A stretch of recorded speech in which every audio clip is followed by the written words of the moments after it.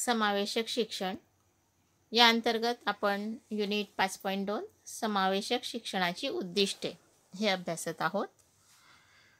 तर समावेशक शिक्षण पद्धती ही एक लवचिक पद्धती आहे, कारण या ठिकाणी कोणता विद्यार्थी गट समोर नसतो, तर सर्वांनी एकत्र एकच शिक्षण एकाच शाळेत घ्यावं हे अपेक्षित असतं. यामध्ये प्रत्येक मुलाला त्याच्या गरजेनुसार जवळच्या शाळेत आपल्या वयाच्या मुलांसोबत शिकण्याचा हक्क आहे, या विचारातून समावेशक शिक्षणाची संकल्पना स्पष्ट होते. समावेशक शिक्षण म्हणजे काय? तर समावेशक शिक्षण म्हणजे विशेष गरजा असणाऱ्या मुलांचा सर्वसामान्य शिक्षण योजनेत सहभाग होय. मग या शिक्षणातून काय साध्य होतं, काय साध्य झालं पाहिजे हे ठरवणं म्हणजेच समावेशक शिक्षणाची उद्दिष्टे. तर आपण पहिलं उद्दिष्ट पाहू, ते म्हणजे सामाजिकीकरण. तर अपंग जे विद्यार्थी असतात, विशेष गरजा असणारे जे विद्यार्थी असतात, तर यांच्यामध्ये एक प्रकारची कमतरतेची भावना असते की आपण इतरांपेक्षा काहीतरी कमी आहोत, आपल्यामध्ये काही कमतरता आहे, ही भावना त्यांच्यामध्ये असते आणि त्यामधून त्यांच्यामध्ये न्यूनगंड निर्माण होतो आणि मग हे इतरांशी, समाजाशी सुसंवाद साधू शकत नाही. तर समावेशक शिक्षणाचा हाच उद्देश आहे की ही जी मुलं आहेत विशेष गरजा असणारी, तर यांच्या समस्या कोणत्या, त्या समस्यांवर मात कशी करता येईल, यांच्या गरजा कशा पुरवल्या जातील, ह्या सर्व विचार होऊन आणि त्यांच्या गरजा ह्या पुरवल्या जातात आणि मग त्या विद्यार्थ्यांमधली ती कमतरतेची भावना कमी होते आणि मग ते इतरांशी सुसंवाद करू शकतात.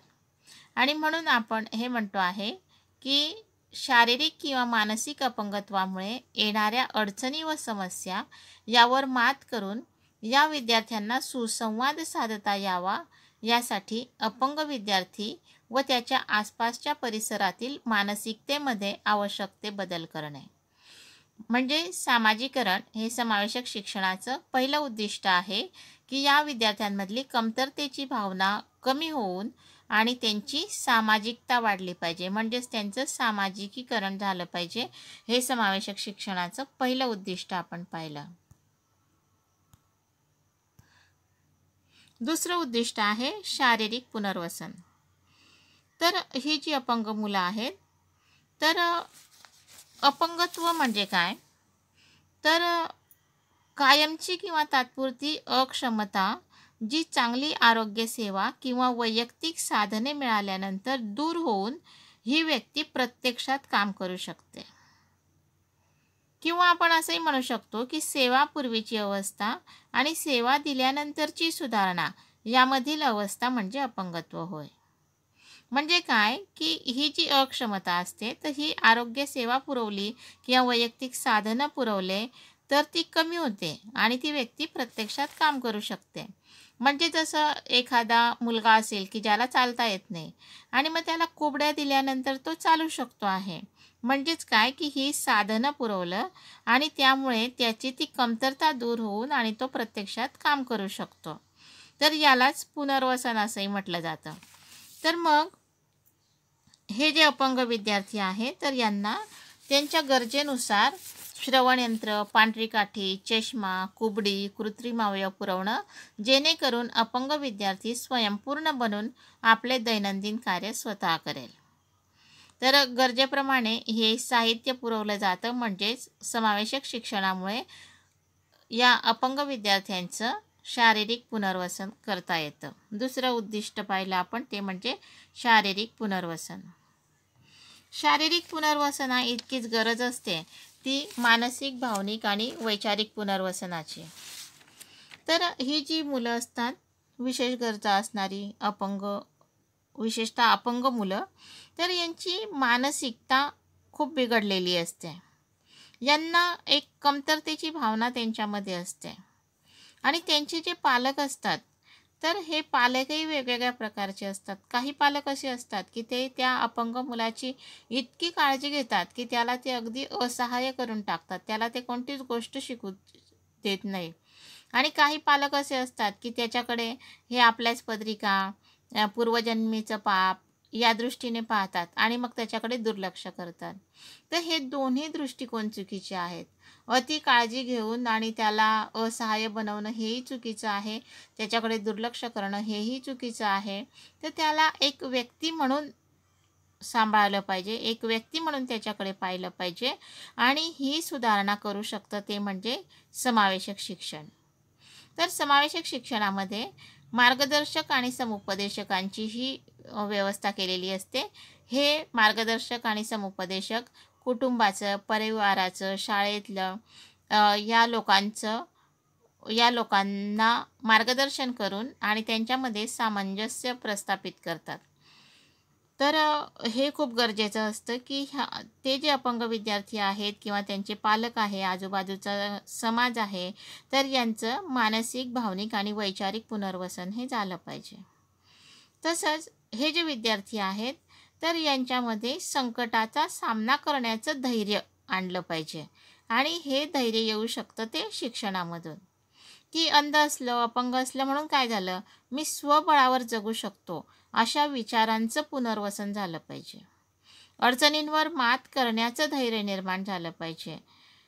तर हे विशेष गरजा असणारे विद्यार्थी या प्रकारचं त्यांचं मानसिक, भावनिक, वैचारिक पुनर्वसन झाल्यानंतर जीवन उत्तम प्रकारे जगू शकतात, संकटाचा सामना करू शकतात. तर तिसरं महत्त्वाचं उद्दिष्ट पाहिलं आपण की मानसिक, भावनिक व वैचारिक पुनर्वसन. पुढचं उद्दिष्ट आहे ते म्हणजे आर्थिक सक्षमता.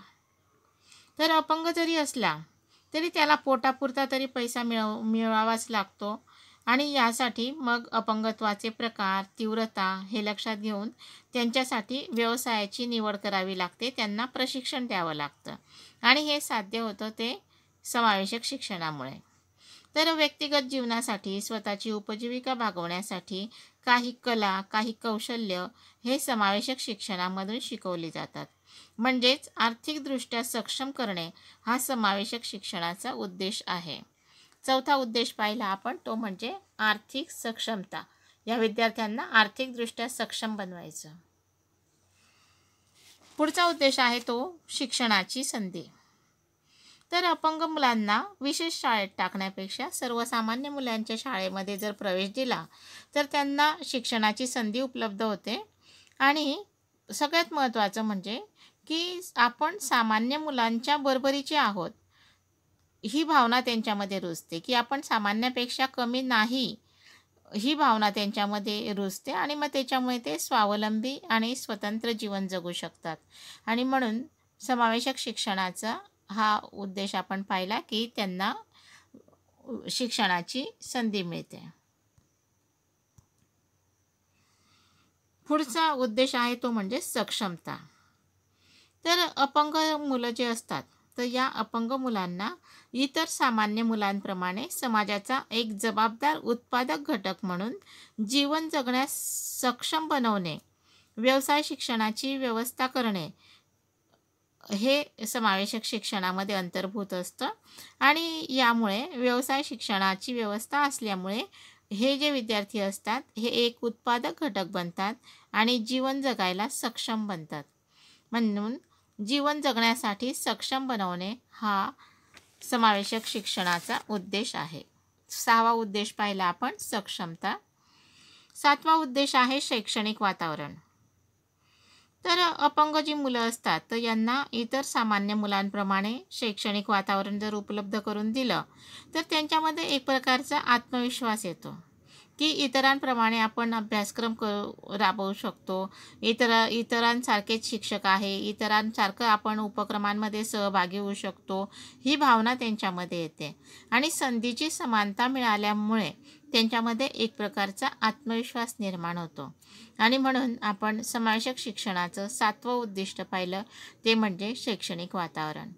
तर ही सर्व जी उद्दिष्ट आपण पाहिली तर ही सर्वसामान्य उद्दिष्ट आहेत. पण जेव्हा आपण समावेशक शिक्षण हा एक विषय म्हणून समजून घेतो तर तेव्हा काय अपेक्षित असतं, तर एक म्हणजे की विशेष गरजा असणारे विद्यार्थी कोणते ते समजून घेणं. दुसरं म्हणजे त्यांना अध्यापन कसं करता येईल, कार्यवाही काय करता येईल हे समजून घेणं आणि त्यांच्या समस्या सोडवण्यासाठी कोणत्या योजना आहेत, कोणत्या सुविधा पुरवल्या पाहिजे हे समजून घेणं. हे 3 मुख्य उद्देश आहेत.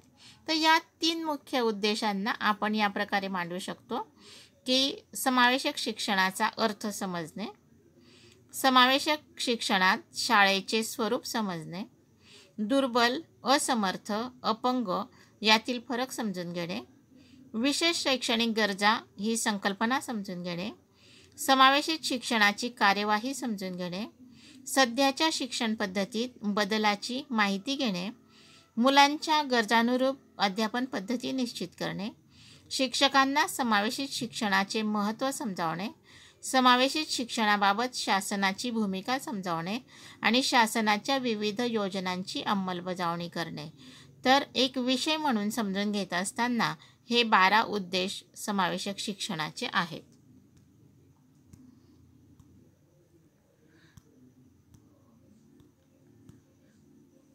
थोडक्यात आपण असं म्हणू शकतो की समावेशक शिक्षणाचे उद्देश कोणते, तर एज्युकेशन फॉर ऑल, सर्वांसाठी शिक्षण, प्रोटेक्शन ऑफ राईट, अधिकारांचं संरक्षण, हक्कांचं संरक्षण, आयडेंटिफिकेशन्स ऑफ स्किल, कौशल्याची ओळख, डेव्हलपमेंट ऑफ सोशल कॉन्शियसनेस, सामाजिक जाणीवेचा विकास, to prepare for new challenges, नवीन आव्हानांना स्वीकारण्यासाठी तयार करणं, डेव्हलपमेंट ऑफ ब्रदरहूड, बंधुत्व वाढवण्यासाठी, to improve quality of education, शिक्षणाची गुणवत्ता वाढवण्यासाठी.